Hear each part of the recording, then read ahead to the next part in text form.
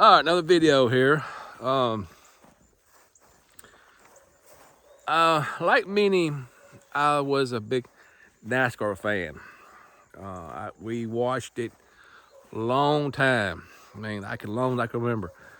I mean, Earnhardt, Yarborough, Wallace, Martin, Petty, Johnson, Junior Johnson. Then the list goes on of great. Bill Elliott, for example, and Gordon was,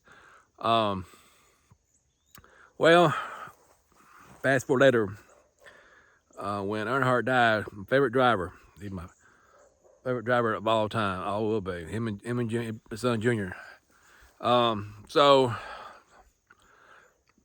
they come up a few years ago, the playoff chase format, and later on the segment crap. So I don't like it then. Don't like it now. It's hard to follow. I could watch the Texas race a few years ago, and it was just hard to follow. So last time, then I watched a few years ago. Me and my dad watched the fall Dega race and the fall Bristol race. Well, the Bristol race is known for bump and run, hurt feelings, fisticuffs, that kind of stuff. And it was just probably the most boring race I've seen at Bristol. And so later on, that same year, we watched the fall Dega race. And Dega is Dega. And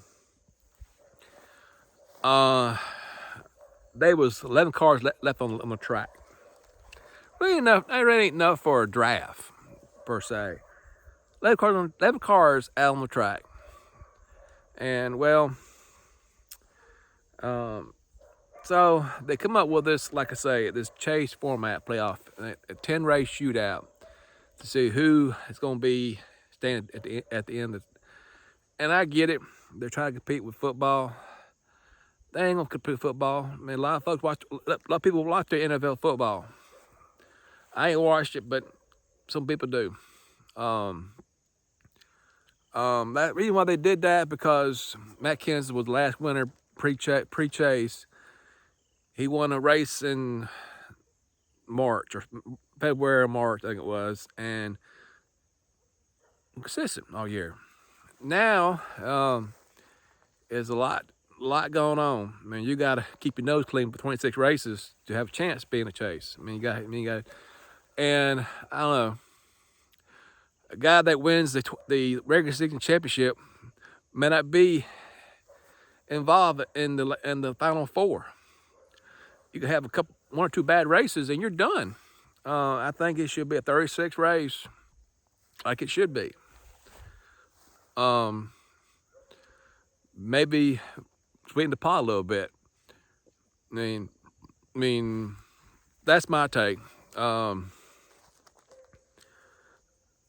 One thing that's hurt NASCAR,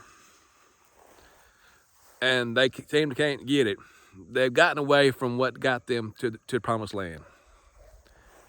They raced on a lot of these short tracks. They went out and built these big, massive tracks. They're not selling out. They have not. I mean, they tore down California. And then they brought back the wheelbarrow from the dead, courtesy of Junior, which is good. I mean, a lot of tracks used to have two races. Now I've won. Next year, they took away the double race. Now they have an all-star at Dover. I don't get that. I don't understand that concept. I mean, Dover it's not daytime, no lights. I don't know. NASCAR has changed, and not for the best. I occasionally keep up with Brad Keselowski, but in the Cup and Winston Cup, I will always call Winston Cup, like I call the lower tier Busch Series. To me, I'll be Busch Series. I get tired. Then with Fair and Infinity from way back, we should be the Busch Series way back then. But I don't know. I ain't got the answers for them. I mean, they can't seem to make. I mean, um, I don't know. NASCAR has changed. Right now, they're in a lawsuit. I mean, Michael Jordan's team and front runners are suing them for. I don't know what they're suing them for, but anyway, it's dragging out, and it's not good for the sport. And they hug it out, or whatever, and go racing. Like I said, they got away from what got them to the promised land, all the short track races, and place not selling out.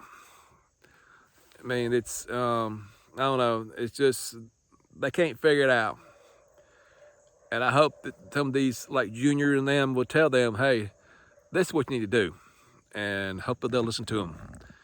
Anyway, thanks for watching. Later, bye.